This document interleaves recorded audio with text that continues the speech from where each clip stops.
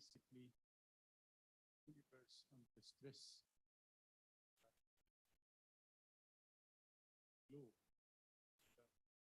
I'm very fortunate actually, not only because Dr. Abdullah is a very dear friend, old friend, also because we have another very good friend of mine, Professor Mahmoud Mahmoudin. He needs no introduction. Professor Mahmoud has been, his name been synonymous now with the climate change and sustainability for a very long period of time. He was the champion of COP27, and he is online to give comments afterward on Dr. Abdullah talk. Let me say that Dr. Abdullah has a doctorate in engineering. A lot of people here in Nile University have a degree in engineering. Sometimes I feel overwhelmed by the engineering point of view. So he has been in public service for a long time. Also as a former minister of infrastructure and projects. Let me say that he has been known around the world as being very dynamic, very forthcoming in terms of area that needs cooperation. Environmentally, he has really voiced a lot of concern on different critical issues. And let me say, we are very, very glad that he is here in town. And he doesn't want even to stay a bit longer because after this lecture, he is off to the airport to go back to his usual work. But I think we took a promise from him that he will come for a longer period where we can actually take him to classrooms and make sure that our students will benefit from his wide knowledge and expertise. I am not going to stay long because I know we are a bit late. I just have to acknowledge the partnership of the Economic Research Forum, who hosted this lecture with us here at Nile University. I am wearing two hats because I am the Dean of the Business School at Nile University. I am also the chair of the Board of Trustees at the Economic Research Forum. So in this case, he is hitting two birds with one stone in this case. I'm going to leave the floor for Dr. Abdullah to give his talk. And afterward, I think 25 minutes, Dr. Abdullah is okay. And afterward, Dr.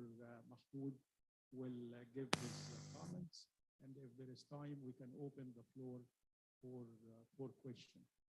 Dr. Abdullah, the stage is yours. Thank you.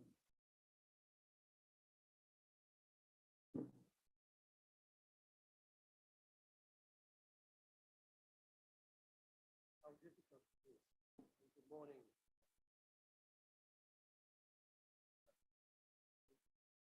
Good afternoon.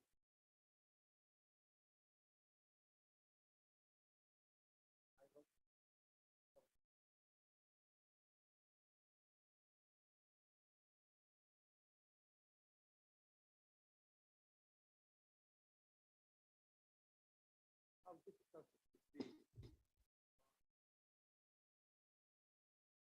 talking when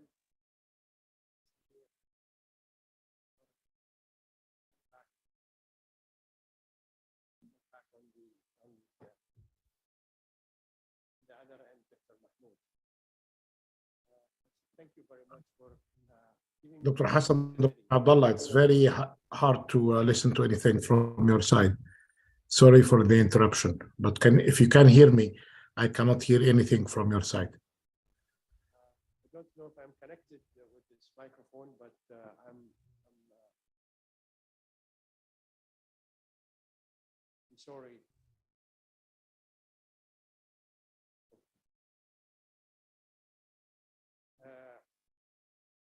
Are we fine? Yeah, Am I fine, Doctor? we'll wait for a second to make sure that the connection is.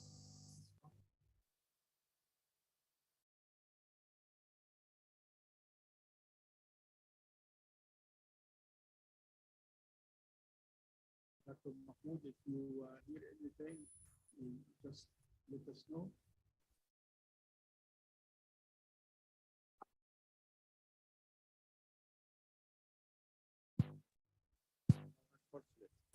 It's technology. Yeah. Yeah, when you mentioned technology, it started to work. Started to work. That's really So great. this is the magic word, Dr. Mahmoud. Thank you very much, Dr. Mahmoud. Thank you so much, Dr. Mahmoud, for being with us, and very good morning to you. A topic like climate change has become very popular today. Popular in a sense that we've been talking about it for the last 2 decades, but we are not really aware of what we are to face on its severity. I believe that there are 2 reasons that made it so difficult to really understand what is the impact, the real impact of climate change. One of the stresses that very few people talk about is the knowledge stress, how knowledge is transferred among us who speak on climate change. Many people assume that it would probably pass by in a decade or 2 decades, and sometimes we find it so difficult to understand what is it on stake here. I will try really to avoid talking about the knowledge stress that we have. But the knowledge stress contains the information, the misunderstanding, the misinformation that we receive on the substances of climate change. We've been talking about many substitutes to fuel. We went to hydrogen, we went to solar, we went to methane, and what have you. There's so many that we've talked about. But very few people spoke about the disability of other sources of alternative fuel to our life today. Yes, our life is being affected by hydrocarbons. That's true. But life is also being enlightened by the fuel that we have today. All the agreements that we spoke about in the past, whether it is Kyoto, Montreal, Paris Agreement, they all talk about pollutant gases. Lately, we started to speak about CO2, and we forgot about the impact of other gases. A month ago, I was actually lecturing in Dubai, in a lecture where students are. One of the speakers came to me and says, Abdullah, when are we going to get rid of this carbon dioxide? I was surprised. This is the misknowledge that we receive. We want to get rid of carbon dioxide. Carbon dioxide is actually part of our gases in our atmosphere. Without carbon dioxide, I'm not sure if we can survive. Without carbon dioxide being in our atmosphere, at its size, we would be living, in fact, on danger. We might not even survive because the temperature of our global Earth would actually be, or the global temperature on Earth would actually be on a 0 Fahrenheit. And 0 Fahrenheit is actually minus 17 minus. Students could do that arithmetic calculations. But we would be on the negative side of the temperature. So it's not, carbon dioxide is part of our life. And it has to be there. Without it, we cannot be surviving. Our life should actually be good with the same size of potent gases. So I believe that there are three stresses today that we face. One, the knowledge stress that we have. Second is the nature stress that we would be talking about. And the third is the solar cycle. Solar cycle is also part of our stress that we face. Even prior to the 1800, even prior to the industrial revolution that we face, the solar cycle was actually making the climate differences, making the climate impact on our life. Today, we would actually be touching the long-term shifts in temperature and weather patterns, and that is what we call climate change. On the 1800s, just before the industrial era, the atmosphere was concentrated by about 280 ppm of carbon dioxide. Today, we actually exceeded the 400. Scientists today want to keep this change unchanged, because if it is doubled, then we would have disasters that we would actually be seeing on what we have on these reports. So our life, if what IPCC, the Intergovernmental Panel of Climate Change, is forecasting, that we would actually be reaching between 2 Celsius and 5. And the agreement, Paris Agreement, as Dr. Mahmoud actually knows better, it's actually is to be within the 1.5 and shouldn't exceed 2.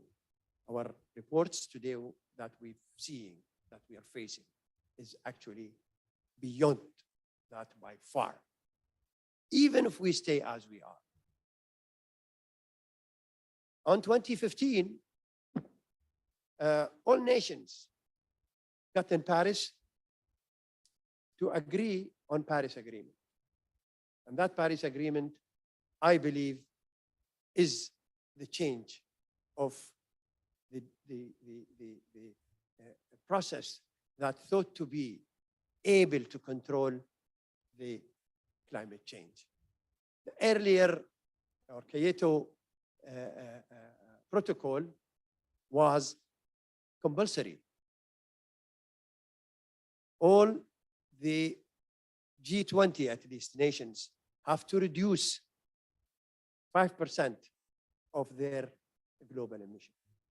And they gave the opportunity for developing countries to catch up, because the G20 are the polluters who polluted our atmosphere by more than 75% during the last 3 decades. So that is the climate change and the stress that we would actually face. Okay.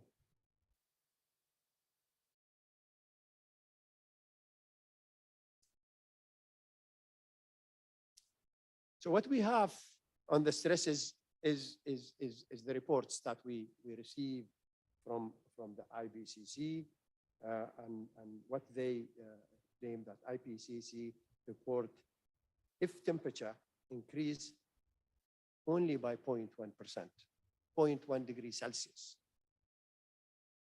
wildfires will burn 35% more than the year before.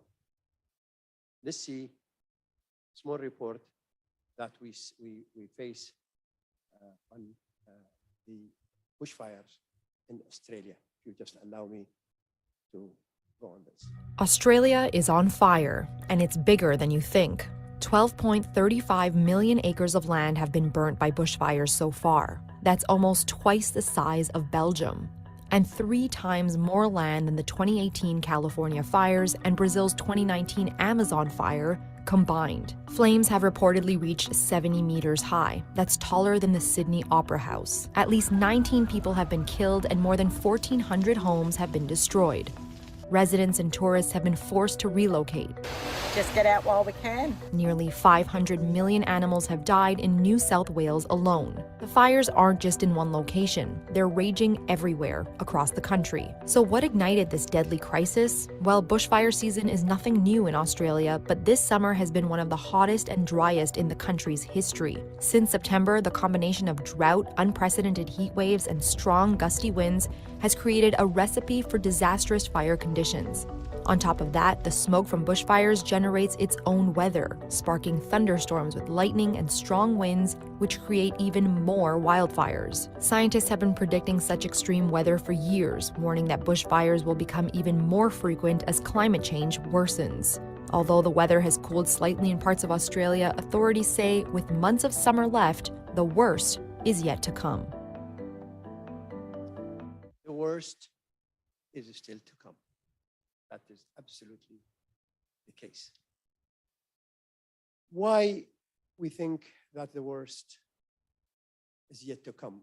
Simply because we are having an agreement that gave each government the opportunity to identify what they want to reduce during the next 2 years.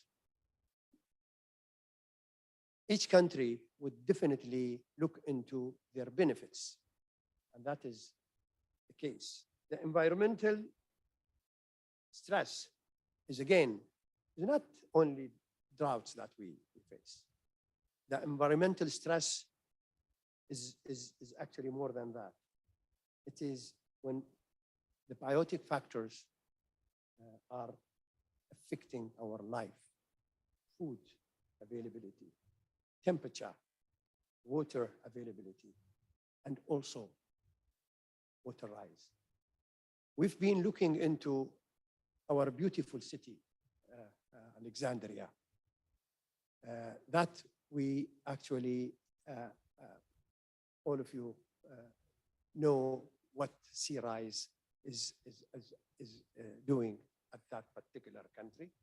And we all know what the government is trying to do to make life a little bit easier.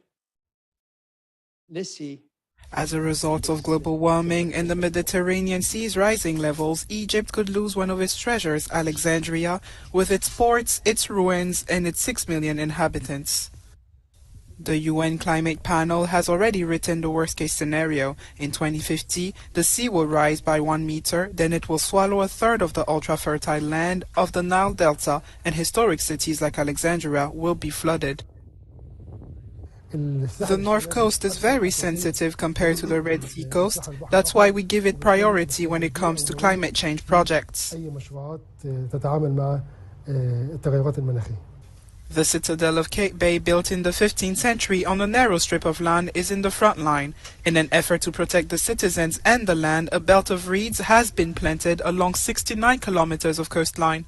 Alexandria, with its long history of construction and destruction, does not want to see its heritage vanish. We are trying to get the required funds as the projects to protect the coastline are too expensive. They require huge concrete blocks, and one of the challenges is that we cannot work all year round. We can only work on days where the waves are calm, when we can use our equipment.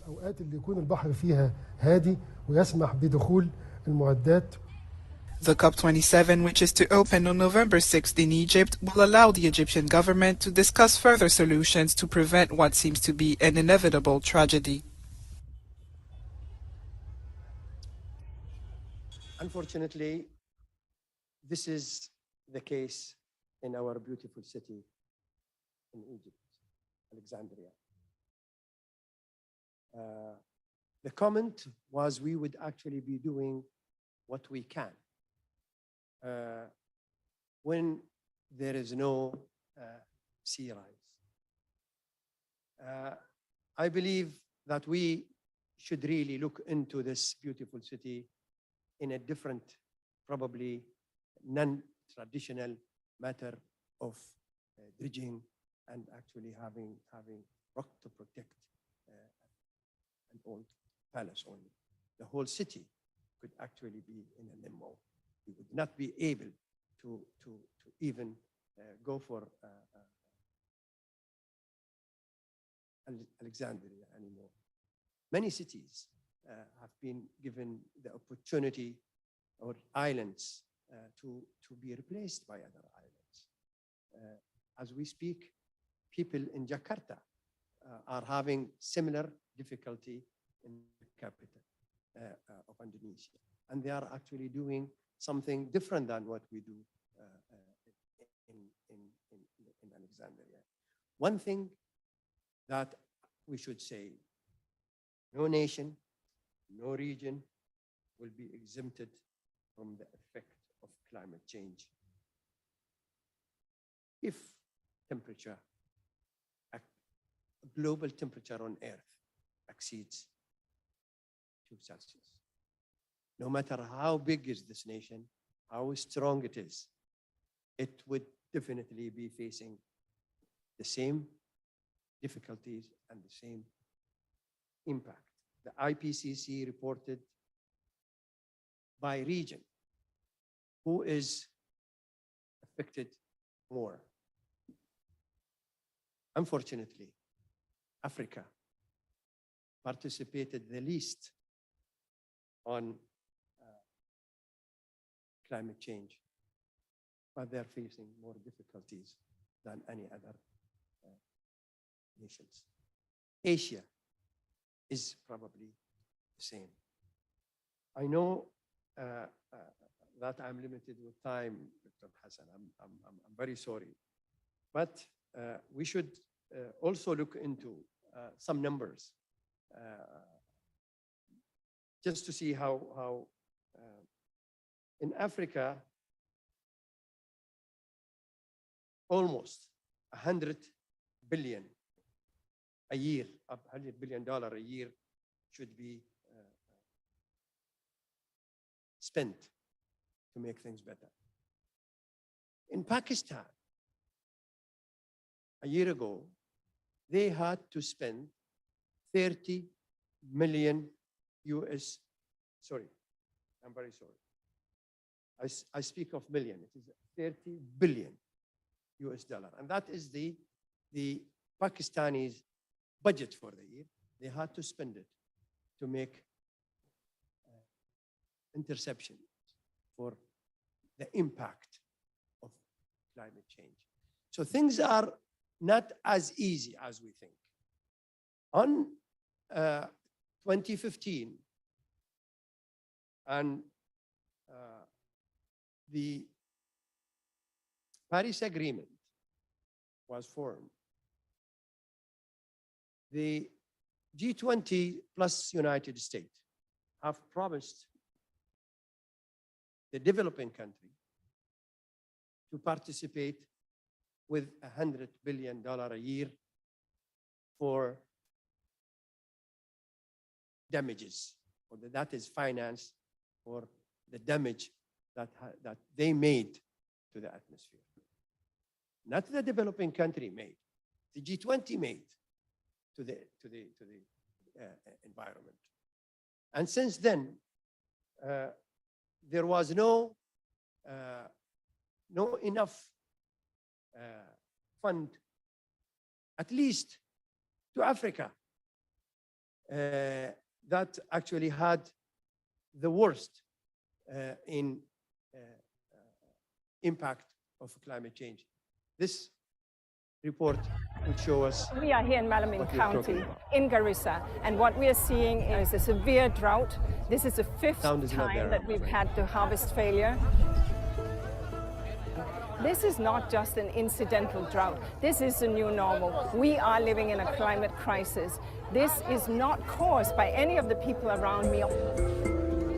If the G20 countries step up and reduce their CO2 emissions, frankly, we will not have this problem. Now, we've just come out of COP27, and what we've seen is finally we have agreement on loss and damage, a path forward. That's fine. Now we need to see the resources on the table, because we cannot have people here moving from crisis to crisis. We need to stabilize this through investments into water resource management, into sustainable agriculture, and into alternative livelihood system. This is what the UN will seek to do under the work of the resident coordinator. Great. This is a city in Africa. The question is, can we mend or fix the impact of climate change? Or can Paris Agreement made things possible? According to the report, same IPCC report, the GAP report indicates that the existing bridges leave the globe on 2.4 to 2.6 degrees Celsius at the end of the century. And that is, in fact, another disaster. Since the indices or the nationally determined contributions of governments that has been agreed upon on Paris in 2015, the commitment in all countries did not exceed 10%. It's actually 6%. So if we continue with this pace, by the end of the decade, by the end of the century, we would actually be going way beyond the 2.6 indicated in the GAP report. So it is very essential to look into the climate and our atmosphere and our Earth in a more determining factor than actually looking into options of alternative to our carbon dioxide emissions. In the globe, maybe students here, they know it better. In our atmosphere, the percentage of carbon dioxide, can anyone tell me what is it? How much? It is actually 0.04.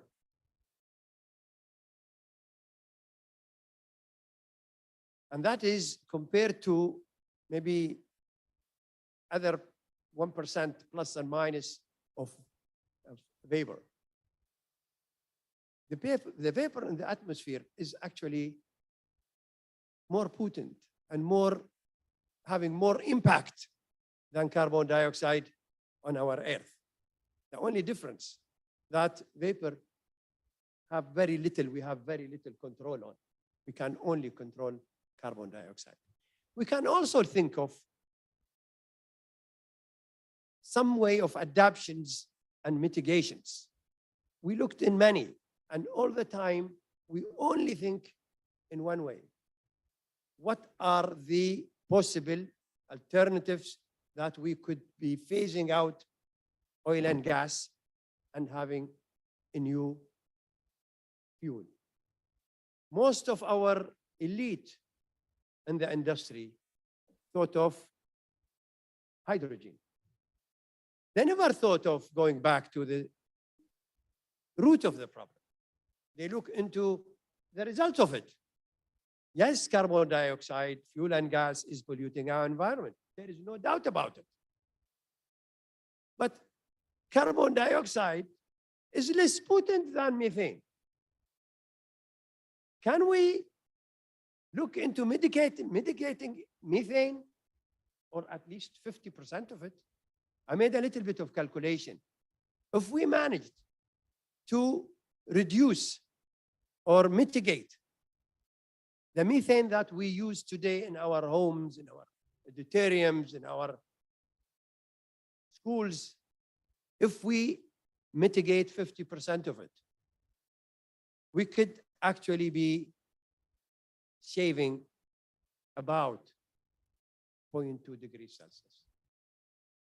And that is not little. If we manage what we have today of methane, just to give an example, if you allow me to. The methane today that we have, or we as man-made gas, comes along with our drilling, but it comes from other sources as well. But some sources, the West does not want to really give it up. In a year, 900 billion tons of emission of methane was dumped in our atmosphere. To calculate this, to make it relevant to our carbon emissions, it is the sum of the emission of carbon dioxide from Saudi Arabia, United Arab Emirates, and Qatar together in a year. Isn't it an idea to look into possibilities of having other options? Because most of our hydrogen, most of our methane, in fact, comes from our friend hydrogen. That is the future fuel. Methane is actually 80 times potent than carbon dioxide. So we should be looking into the roots, not the end product. 15 years ago, in the Montreal Agreement, we thought that there is a gas that is affecting our ozone. And that gas was fluorocarbons, if my chemistry helps me. We decided to phase it out and come up with another potent gas that we use today in our heating, in our air conditioning, in our industry, and that is 1,000 times more potent than carbon dioxide. So one really has to look into option of, just exhibited the potent gases. Yes, carbon dioxide is actually in the top, but methane is actually 25 times in the relativeness of its global warming potential of methane. Other gases reaches thousands. We're still looking into other options. If we manage to save the newly introduced as a man-made gas for our air conditioning, if we replace it by another man-made or the natural gas, guess what? We can save another 0.1 degrees Celsius. That 0.1 that will save an island somewhere in Asia. So it is very essential to go to the basic and look into the science of the things rather than look into the politics of it. I'm not saying that carbon dioxide should not be traced. It is a potent gas that we really need to get rid of. But what is easier? It is easier to look into those gases that we introduced to the atmosphere. We introduced methane by looking into options of hydrogens. The hydrogens, if I know that it takes more than the time, but hydrogens is one of the gases, or probably those who are in chemistry or biology, they know better. It is the lightest gas that we could have. How can we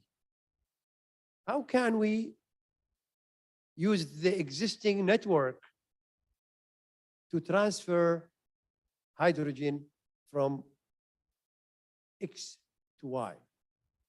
The assumption was to use the existing network. Guess what? The existing network is not good enough for this low dense gas. So what we're going to add to it, our friend of methane, 80% to 20%, that is the theory behind it, to use the existing network. Lately, a month ago, in the United States, a study came to say, I think it was a Yale study, to say that the existing network, even at 80%, is not good enough. It would be impossible to transfer hydrogen from a place to another. So I believe that much has to be looked at. Science has to be looked at. My suggestions, apart from looking into other potent gases, man-made gases, and we get rid of them, I think we should hand over the climate change gas, the climate change file, to institutions, not to politicians. Institutions can look into where it comes from. We managed to control nuclear simply because there was an organization that regulates that nuclear emissions. We managed to regulate the oceans simply because there is an IMO in England that regulates all the related to oceans.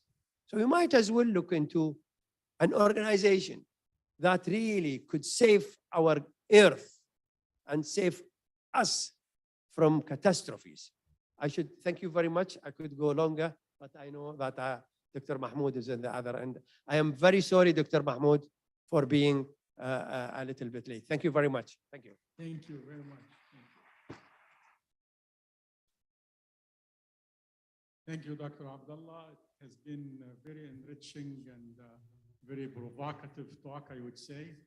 I know that Dr. Mahmoud is on the other side, but let me first take a moment to welcome Professor Wael Al, the president of Nile University, coming to the audience. And let me just say that what Dr. Abdullah did. He has really provoked the South in bringing two very close to my heart issues in his talk. First one is Alexandria. Everybody knows that I have an Alexandrian passport, and we and the other one is the third recommendation that he has given. I don't know if Dr. Mahmoud will be also concurring with giving part of the financing to the educational institution in order to go for these searches. But the most provocative thought that I have heard has to do with carbon dioxide not being the most fatal, so to speak, as far as global warming is concerned. I keep, everybody knows that I always try to relate to simple stories. When Dr. Abdullah is talking about carbon dioxide and how less important it is than the methane and the other gases, I remember the story about the young kid who is keep crying in the corner of a street. And an old man came to him and asked him, "Why are you crying?" He said, "I lost a coin in the other street." And he said, "And why are you doing here?" He said, "I'm trying to look for it." He said, "But it was in the other street." And he said, "Yes, it was dark. Here is its light." And that's apparently what we are doing by focusing on this carbon dioxide. I'm not sure if Dr. Mahmoud is going to agree with that, but I'm going to give him the floor. Thank you very much, Dr. Mahmoud, for coming online, and the floor is yours.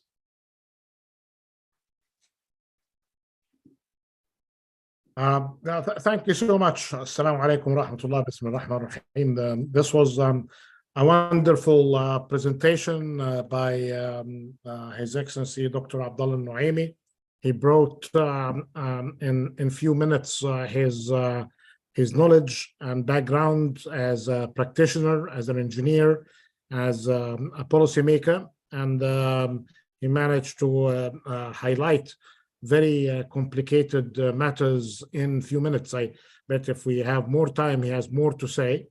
But I like really to react to what he said on what could be then, given his discussion and emphasis on a variety of sources that are harming the climate and environment, and this adequate emphasis on methane gas.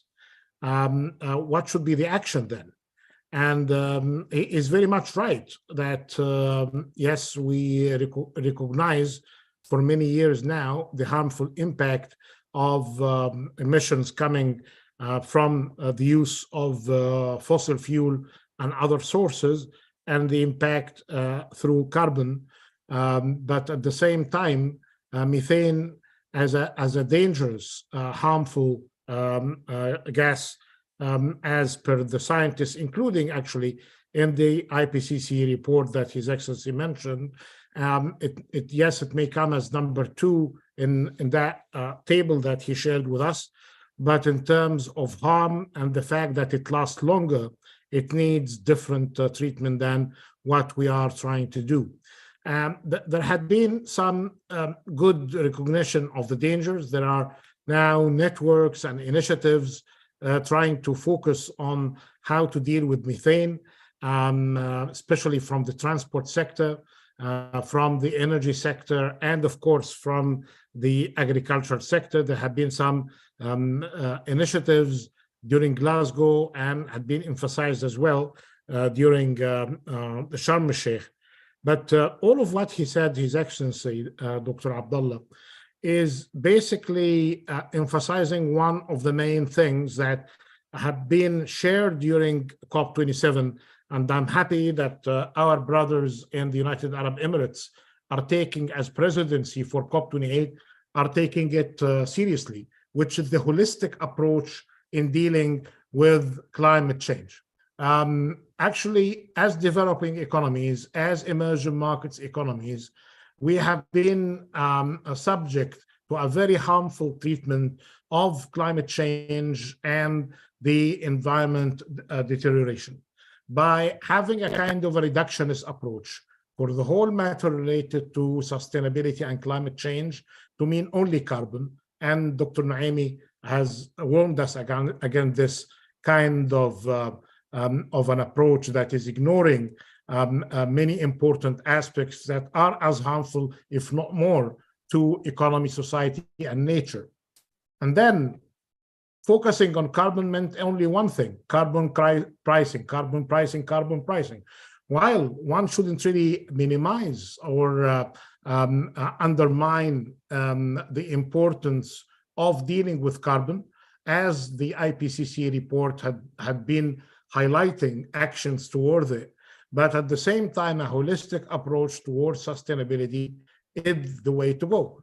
And for that, I think the outcomes of COP27 have been very much helpful in these regards, by trying to bring not just climate crisis on its own treatment. We are in a world that is overwhelmed by a variety of crises. You call it polycrisis, you call it permacrisis. Actually, we call it polycrisis and permacrisis during the time of COP27, and this was before the threats that we are witnessing in the financial markets as well. So at the time, we're talking about climate change as a crisis, talking about the impact of the Ukraine war, of course, the lasting impacts of the health disasters because of the pandemics, and of course, the some of the cures that had been put forward here with some of the crises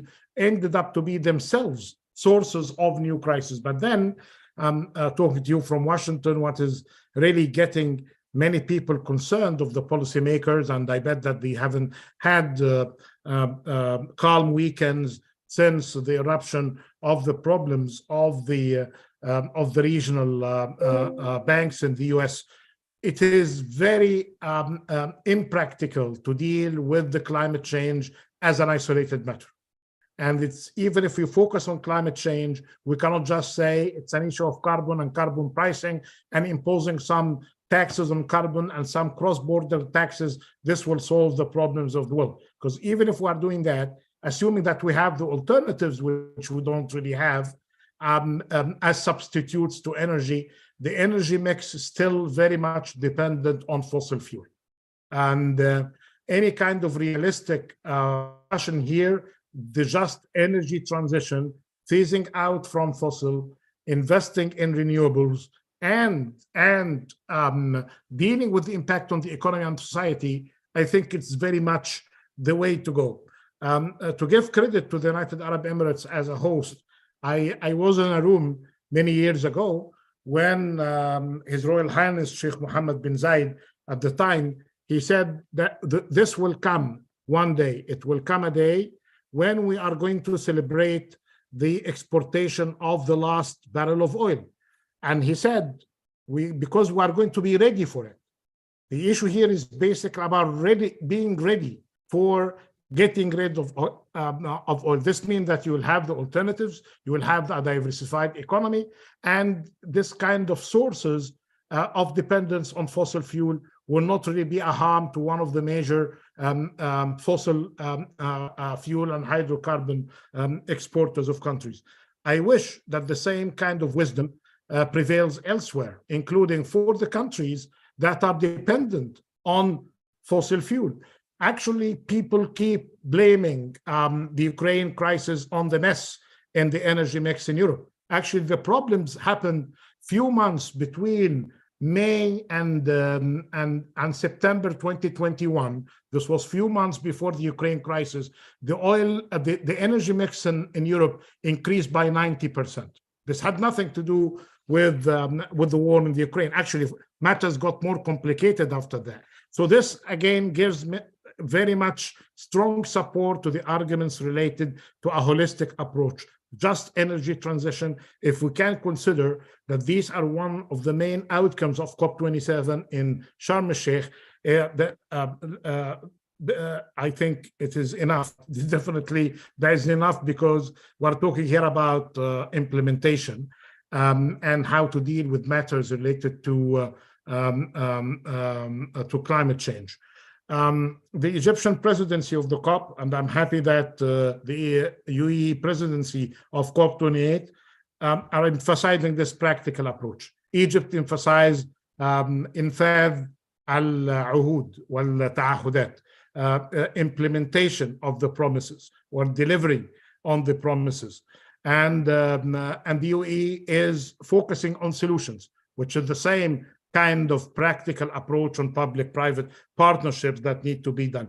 But that needs really the kind of wisdom that should come from universities, from think tanks, and from research centers, and from the private sector to deal with the issue. The third aspect that I hope it will continue, many of the problems are not going to be solved at a local or national level, and just talking about matters from 40,000 feet high is not going to be the solution. So some sort of regional collaboration as well is going to be warranted. And of course, what started in Egypt through localization of sustainability is a fourth dimension. So the first is holistic, the second is implementation, the third is a regional dimension, and the fourth is the localization. If I get into the issue about finance, because borrowing from Esther Duflo in one of her events with us, the Nobel Prize laureate, I like very much the way that she managed to put matters there, because it answers this kind of areas of tension between development, fighting poverty, enhancing inclusive growth, and dealing with climate and environment. So she said, you need three things in place in order to achieve what you are after. Technology, and as we know, what we get of solutions are very much dependent on the technology and research and development. In Egypt, we wouldn't have had all of these alternatives to the traditional sources of energy, like in Benban in the south, like in Za'farana in the east, and solar and wind. And then, of course, the new strong comer, as mentioned by His Excellency Dr. Nuaimi, about the careful use of green hydrogen. That's all products of huge investments in research and development. So technology, research and development, and then you need to have finance. Without finance, all of that are going to be just hopes and aspirations that may end up in some sort of bad outcomes and frustration. But then, above all, we need really to see the changes in the kind of behavioral change, what kind of incentive structure that should be there for government, for business sector, and civil society in order to embrace the change. I'm saying that because with all of these outcomes that we have been seeing since Paris, and the emphasis on four main files, the first one, which is the first line of defense, which is mitigation, definitely we're failing on that. This is the first line of defense. We're not on track to achieve it. We need to reduce harmful emissions by 45% from now until 2030. We're adding actually 12 to 15% per annum. So we're deviating from target by 60%. So that's why we go to adaptation. And adaptation, Dr. Nuaimi reminded us again of the problems facing our coastal areas globally and in our home countries. And we know that we are among the least contributors to the harm, but we are harmed the most. So this kind of unfairness and unbalances that we are seeing need to be dealt with.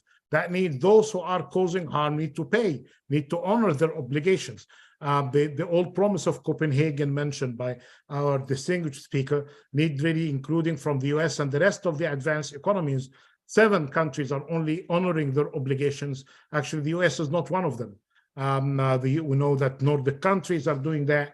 We know that Germany, the Netherlands, Japan, but we hope that the rest will come to help fixing the problems. But actually, even if the $100 billion is being delivered in full, what we need really is the trillions to fix the problems, not the billions that are promised in the 100 billion package since Copenhagen. And that requires lots of investment through the private sector. And here we have the pipeline of projects that have been built since Sharm el-Sheikh with good opportunities to deal with the with mitigation and adaptation opportunities. And that gets me into the last point, which is basically about the loss and damage, which was mentioned by Dr. Naimi, because you need the loss and damage line of defense, because the first two lines of defense on mitigation and adaptation had been compromised.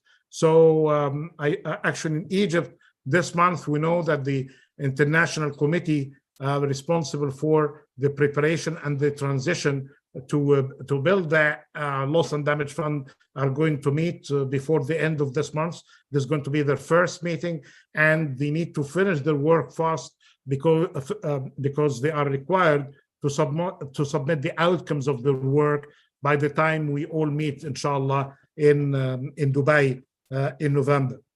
And the very final point, I said final, but basically the final mitigation, adaptation, loss and damage. It's all about finance. Mitigation needs finance, adaptation requires finance, and loss and damage is all about finance. So we need really to be more sophisticated in mobilizing funding. We cannot really be relying on borrowing. Actually, more than 75% of finance for climate, for developing economies is coming through debt instruments. The same trouble for the advanced economies, but they depend less by like 62% on debt. So we need really to have more private equity participation, and we need more grants. But again, very grateful to this opportunity to comment on the presentation and our very distinguished speaker. And I hope that he can make his presentation available to the benefit of the students and researchers. And this is a good start for a dialogue that is now being taken with a push from COP27 and with COP28 in the UAE raising the flag soon. Thank you. Thank you very much. Thank you very much, Dr. Mahmoud. And again, very, very useful comments and observation. I'm going to try to acknowledge our colleagues who are online. If there is any question online, Dr. Shireen Ghunaim will take that.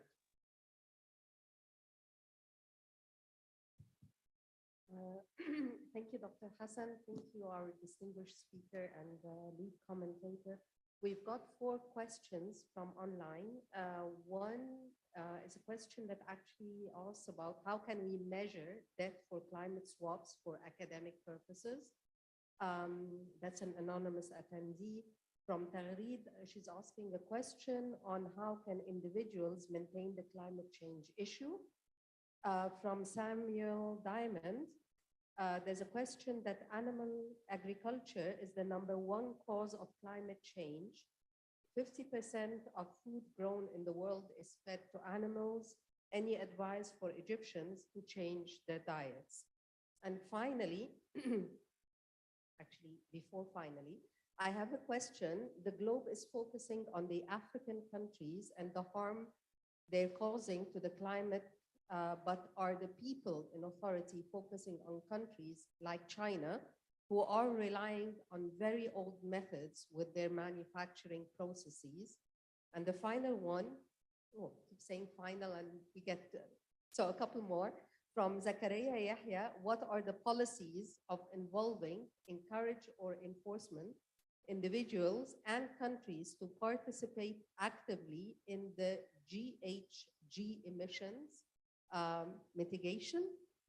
The final one from Musumi Boral, how can educational institutions contribute to sustainability futures? And what are the important criteria of G20 that can be raised for consciousness for teachers' contribution? Thank you.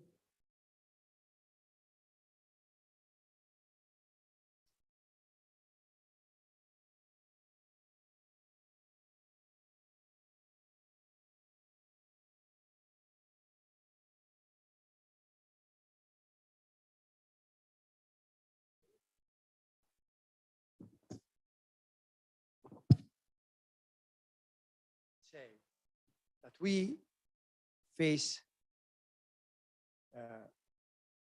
disasters. Now, on the individual sense, how do we mitigate? It is very simple. Our usage in terms of lighting, our usage in terms of food, our usage in terms of should actually be thought of. When it comes to individuals, this problem of climate change is more of governments. Individuals really have very little to contribute. Two main contributors, industries and individuals. When it comes to industries, I'm not sure if the agriculture is the main contributor. Actually, the construction industry participates by 50% on the usage of material, on the usage of accessories, in the usage of gases, in the usage of services. So construction industry does participate the highest, and we should be looking into some governance. And that is very essential. Again, this is more of governmental type of thing. We should be looking into the environmental social governance when it comes to individuals. Now, if you put forward such governance for people, what to use and what to use, for industry, what to use and what not to use, then we would violate those who are not committing themselves into this governance. However, the agriculture, yes, most of our methane comes from there, and that is a huge participation. If we use the proper material on what we produce and what we cultivate and how we use our industry as such. But there is individuals can have very little, very limited contribution if the industries provide them with sustainable elements that they can utilize, then people will go for it. Today, with the education that we face worldwide, people are aware, they are enlightened with what we've got on stake, and they are following it. So I believe that we have so much to ask, but very little to offer when it comes to agreements, when it comes to sustainability, when it comes to the economy of material use. So it is very complicated, but I believe that we should be having an authority that could make it easier for the industries with governance that could help a lot. Thank you very much. I wonder if Dr. Mahmoud wants to contribute to the answer of this question, especially the one about the educational institution, how they might be able to measure their resources they need to or financing in order to produce results. Anything you want to add, Dr. Mahmoud? Right. Two quick things. I'm happy with the answer provided by His Excellency Dr. Naim, but let me add two things. First, on the issue of the blame game that we are seeing around including the historical emissions from the advanced economies and the new emissions coming from emerging markets.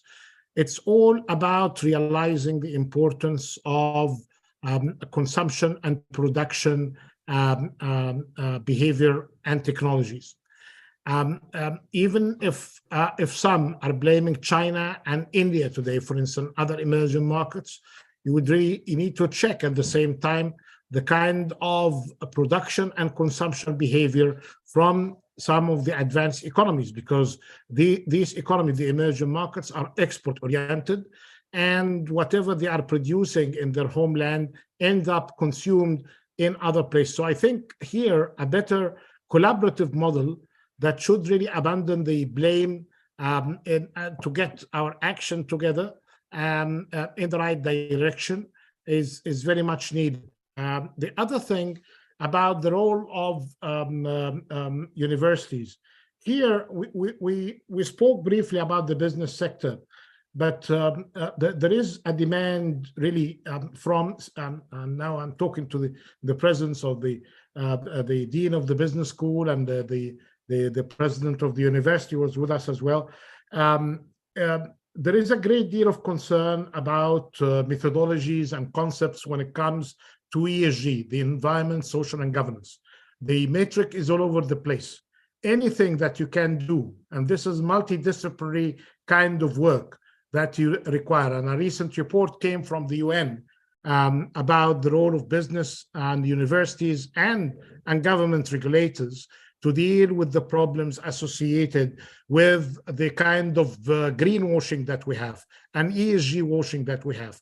So I think two things are required. First, the universities as the brain trust of societies and think tanks, they need really to collaborate with regulators in order to develop a clear and clean standards for ESG investments and how to measure better the emissions and the claims for dealing with the emissions and the impact investment. And here is the big area of work for researchers, for students, and for professors of universities. The second part is basically about the role of universities in dealing with the three scopes, scope 1, scope 2, and scope 3 of emissions, and how can you start by yourselves as universities and networks to promote that and get the students to be part of the solution.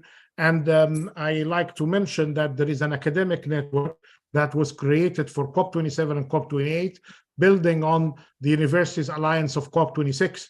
And I encourage you to be part of it. I know that Nile University, for instance, is part of the network for the higher education institutions, but the work needs to continue, and there are lots of opportunities for COP28 on that.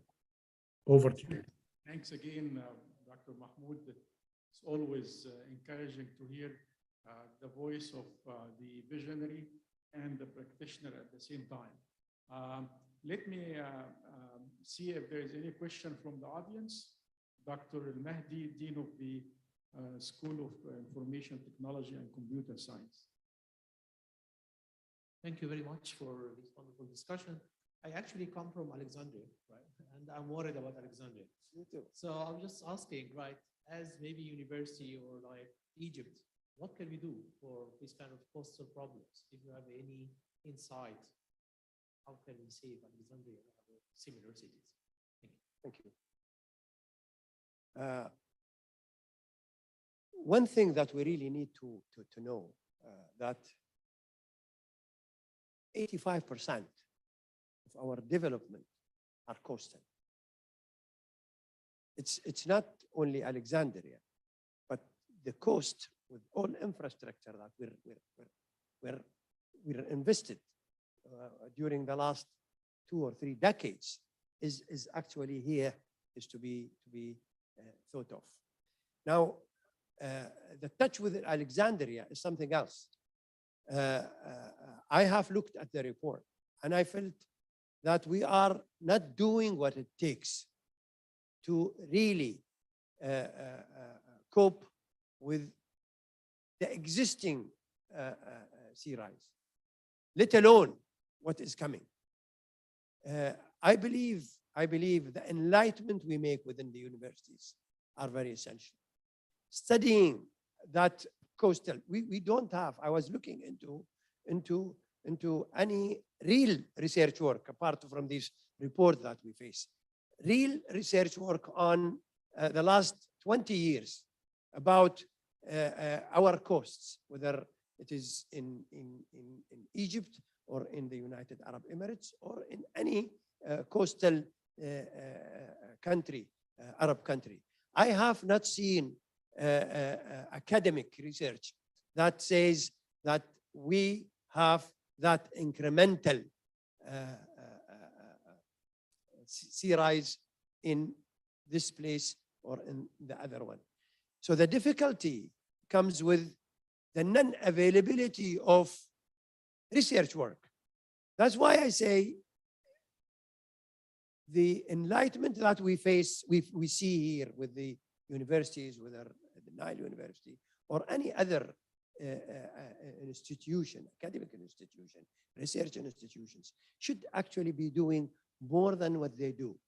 We shouldn't be copying what we get from the other side of the continent. In Glasgow, Dr. Mahmoud touched this very well. In Glasgow, 92 countries agreed on a pledge submitted by United States to look into methane. Only 40 or less countries ratified that. So less than half ratified that specific. I believe why they didn't, because we do not have enough research on it. I think it's essential for institutions to look into the impact, not only looking at it from existing research or literature. Experimental literature are very essential. We don't have it in either Alexandria nor other coast. The coastal area in our city. Now in Jakarta, of Indonesia, they know by research how much this sea rise or the influence of water is affecting their city. So they are actually going to build another city. Madagascar is the same. I'm surprised to see no actions in our region to do some good research that is good enough to make decision makers make their way along. What they receive are reports from IPCC or the United Nations forums, and that is I don't think that it is enough, because they're looking into something else rather than our own coastal areas. Sorry. Thank you very much, Dr. Abdullah. Let me, Dr. Hassan, if I may, came out with in this discussion. Number one, this holistic approach that Dr. Mahmoud is talking about. Dr. Hassan, if I may, just to add something. Please, go ahead. Are you concluding? Not yet. We have 5 Okay, very good. But given the good reaction to this important question by His Excellency Dr. Nuaimi and the importance of research, there are two things. One, a possibility that I'm suggesting, if Nile University can join forces with the 9 initiatives led by the University of Alexandria under the leadership of Dr. Abdulaziz Mansour. I was there in October, and I'm aware that they are conducting 9 areas of work, including actually the how to defend the coastal areas of Alexandria. And that this more on the practical side. Perhaps more research is required, as suggested by Dr. Naimi, but they are taking some steps, and there are lots of good work led by, I think, the Faculty of Engineering there.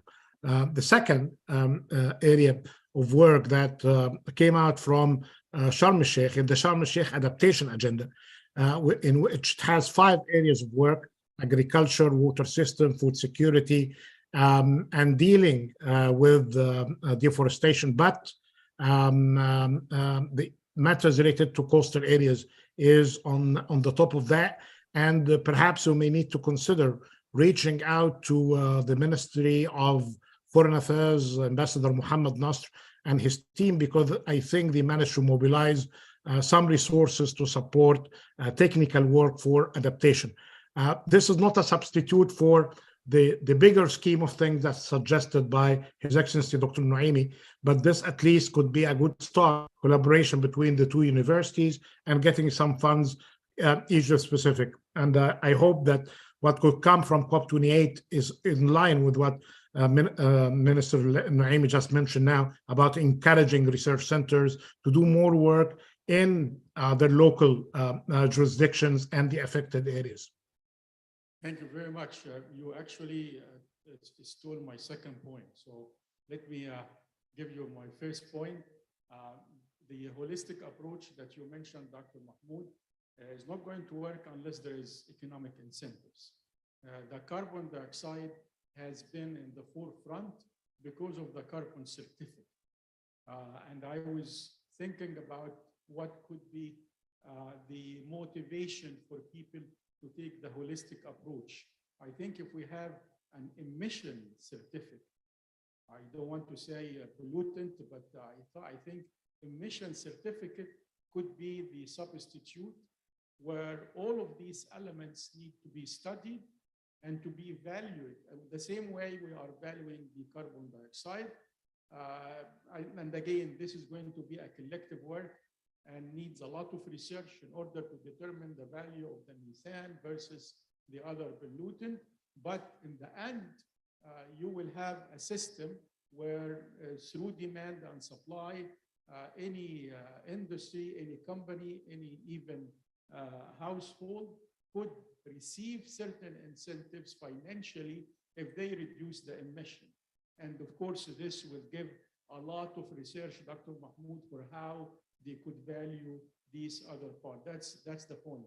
I wanted to comment about the point about research for the sea, the cities and the coastal areas and so on. The first I heard about it was almost 20 years ago. And I heard about it, about Alexandria in particular, when I was at Ohio State. And there was a lot of people at the time actually getting a grant from the NSF, from the Oceanic, I think, studies, who were trying to figure out what will happen at the time to Alexandria. And the first alarm I heard, again, this was 20 years ago. And they have been studying it, and I'm trying to refresh my memory now to see what happened with it. But it seems like this has been in the radar, scientific radar, for some time. We are still sleeping on the wheel. And that's always the problem with our region. So maybe, Dr. Mahmoud, if we have the Alexandria group connected with other group who have been studying this for some time, this could very well be, again, a call for saving the city in this case. I think we probably out of time. Do you want to have one more question from our online? Okay. I will be very selective in the interest of time. Our speakers have already addressed quite a few from what has been emerging in the questions. The couple that you may wish to attend to is asking about if the planning would include the SME sector as stakeholders, and what is the finance allocation priorities And another question is also related to, is there some preventive procedures that can be followed instead of waiting for global mobilization of resources? And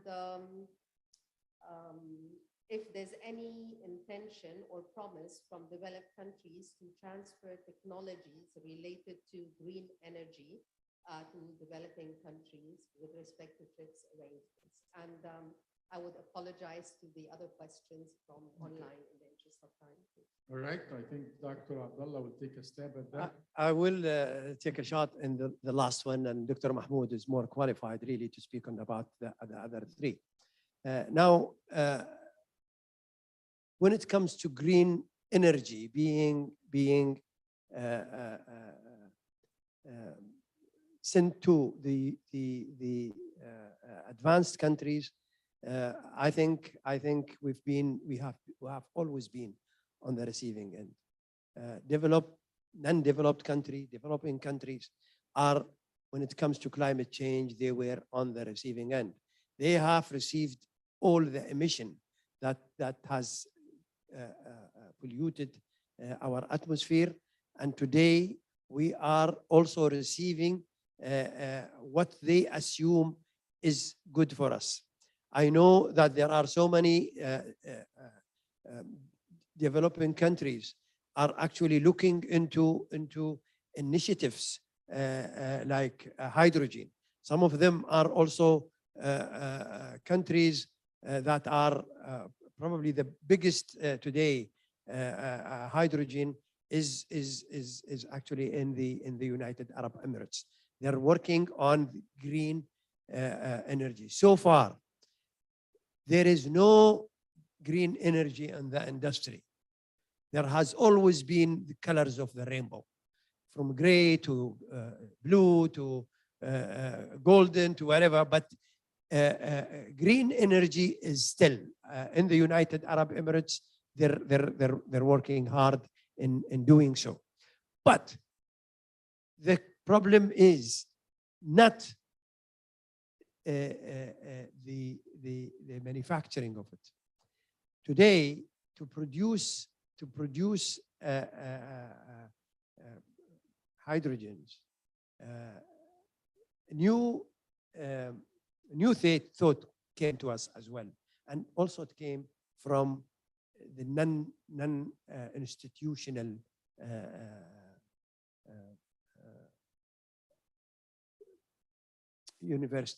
individuals. We are now given a new theme, that is carbon capturing and storage. Everybody is speaking about carbon capturing. This is in the area. Now it's again another disaster that we should be facing on the future. If you really capture, it is not carbon. We are looking into carbon dioxide. We are capturing carbon dioxide, storing it on earth or in landfill, and we don't know what this carbon dioxide would do 50 kilometers underground. We have no research work that shows that this will stay forever. So I think the developing countries are really have always been, in the knowledge sense, they are on the receiving end, and on the technology as well, they are on the receiving end. Dr. Mahmoud. Right. Thank you so much. Two things here I'd like to react to. One about the issue of the business sector, small and medium enterprises, and their role.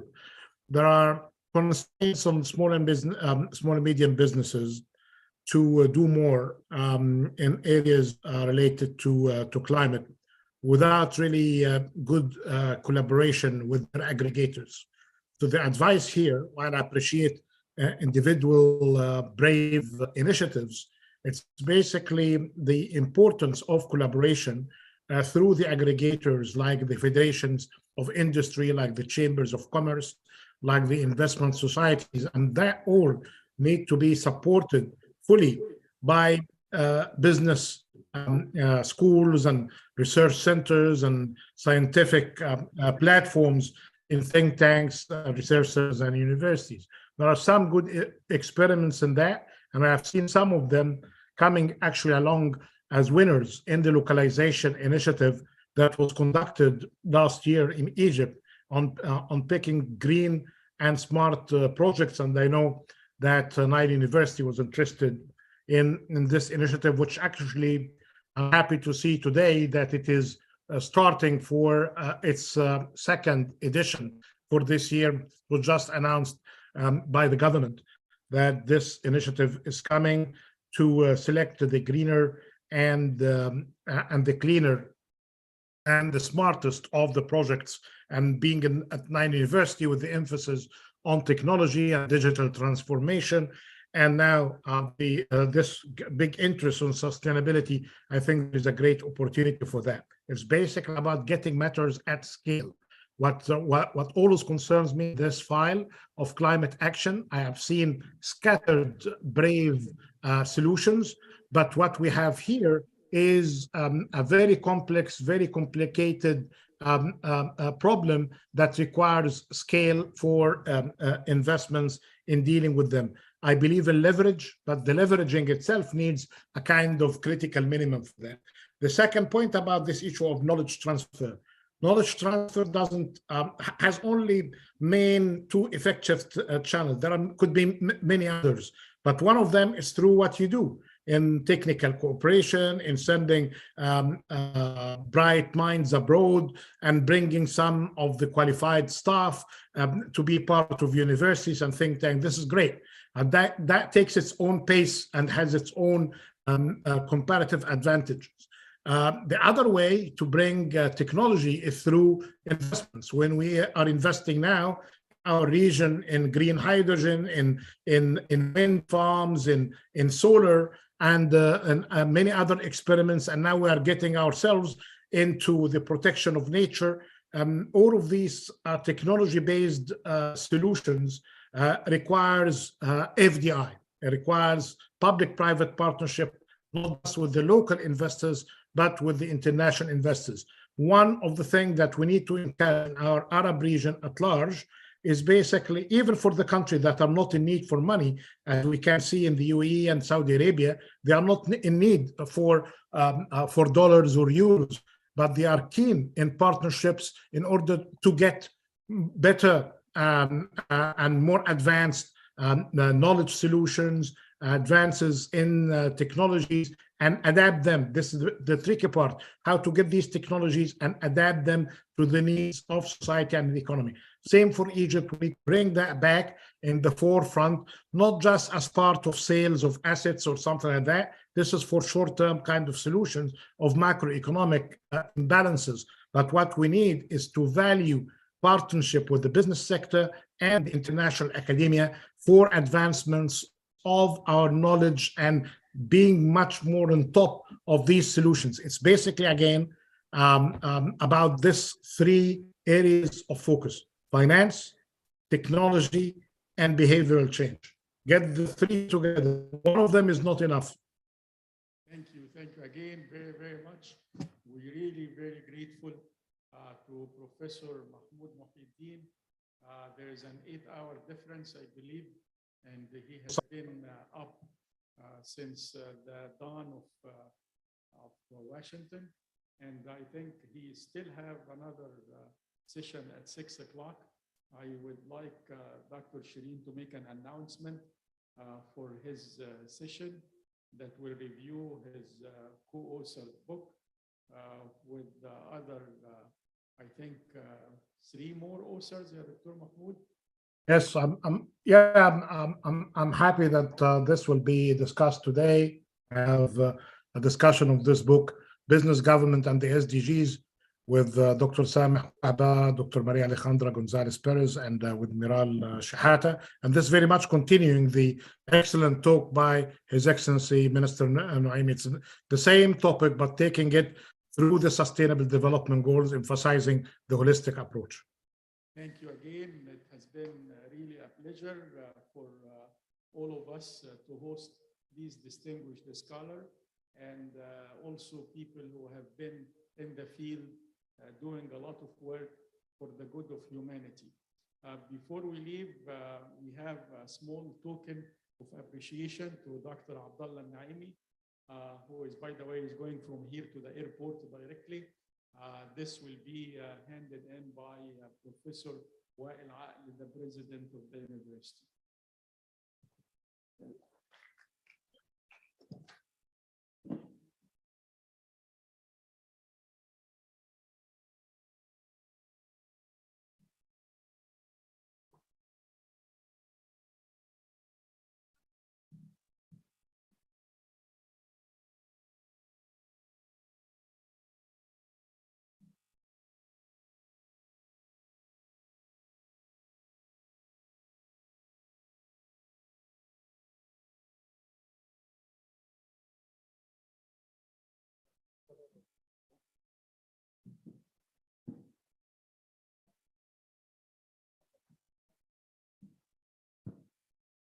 I just say a few things.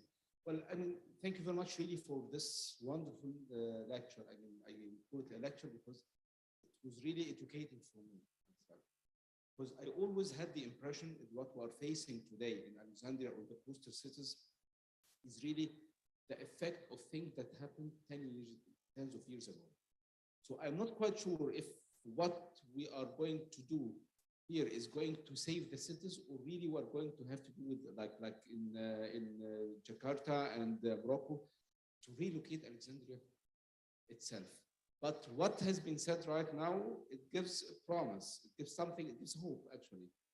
If you start now doing serious research, how we're going to not to reverse the effect, but how to mitigate the factors, then there's a chance. And I'm glad to hear about the initiative in Alexandria University. I'm going to communicate with Professor Consola in order to see exactly how far we can cooperate together in this one. But this is very, very important, what has been mentioned today. And also the idea of that, well, carbon dioxide is really, but it may not be the only killer. There are other killers beneath that, which are really 22,000 more deadlier than the other one, but maybe because everything is transformed back into carbon, this one. Just as illuminating as it is, it's really very important. And thank you very much for giving up this lecture. And we really hope to be able to build on this in designing our research strategy and our development strategy at Nile University. Thank you very much. It was really a great pleasure. Anna, Doctor, I should thank you very much. I should really appreciate Dr. Mahmoud back on Washington for being with us. I know it's very early, but really your input was really great to me and great to the audience. Dr. Anna, I should thank you for coming here and for giving me the opportunity to really provide a little bit of enlightenment. Dr. Hassan has been doing a lot of effort to make this happening, and I should thank him for it. It's really great opportunity to really look into the things differently. And I believe that that is the role of the elite. If you ride the wave, you end up where the wave will take you. If you really look into which wave would you ride, maybe you can have the decision by yourself. And that is really nice to get that collaboration with Alexandria, because Alexandria is dear to all of us, all the African, the Arab.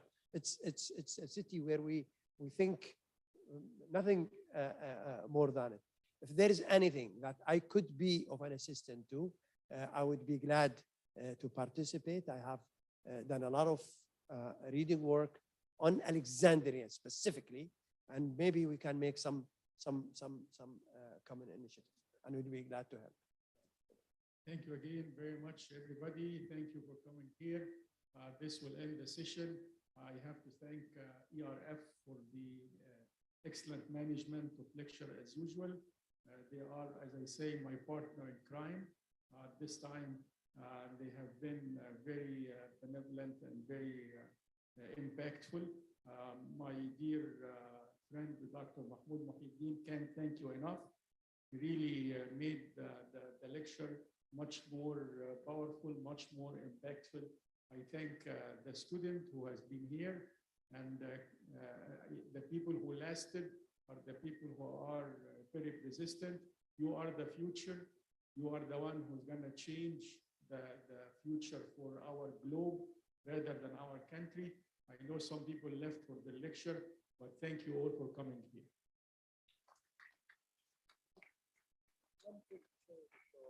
For those who are here, or students, or those guests, you're going to be getting the hit. This is when we talk about 2050, the end of the century, 1000. We're not going to be. We've polluted what we did. Maybe we helped as much as we can, but you are the people who would be getting the real hit. So you have to be very careful in participating on such an impact. All the work that we do, we are not doing it for us. We're doing it for you. Thank you. شكرا مرة أخرى ونراكم الله إن شاء الله في محاضرات